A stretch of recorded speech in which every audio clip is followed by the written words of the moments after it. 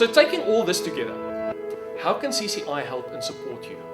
Well, on a school level specifically, there are basically three facets that we would like to offer that can really make a difference. The first thing is, when it comes to the leadership development within your school, we would like to see not only the student body or the prefects being trained with some sort of a breakaway, and it's good to have a breakaway, but we want to see how an entire school culture can be transformed in order that the entire school starts talking the language of leadership.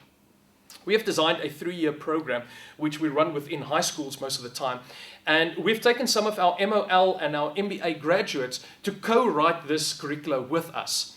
And what we've done is to say that leadership, if you go into an exclusive book and you pick up a book on leadership, you'll most probably find that about 80% of the books deals with the competency of leaders. Only about 10% or 15% with the character, and even less, about 5%, really deals with the identity or the calling of the leader. And we really think about, how do you grow somebody? Actually, it works the opposite way around. We first need to establish the calling or the identity. Then we work with the character. Then we get to the competence inside. And we don't have to do a lot of competency, because the rest of that person's life, he will pick up books with the 7 Bs and the 8 As and the 3 this and that. He'll pick up the skills. So our 3-year curriculum is then built on the concept of how do we establish calling, how do we establish character, and how do we establish the competency or the skill facets.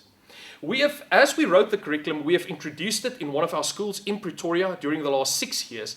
And at one of the latest prefect election or student body election, it was interesting. I mean, in my days, it was a popularity contest. You put all the loudmouths on the stage and everybody kind of voted.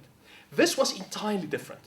It was a very serious, even a quiet evening, where very strategic questions was asked from the audience, the children, the learners, to the people on stage. And it was saturated with leadership language. What is your dream? What is your vision? What is the struggles that you're anticipating? How are we going to build on the previous generation? Etc., etc. All the questions in the room was geared to really select people of influence, of character and moral values. And that school, interesting enough, and I'm not going to mention the name now, but now for 2 years in a row has been voted the top private school in Pretoria. And we are honored to be associated also with that school.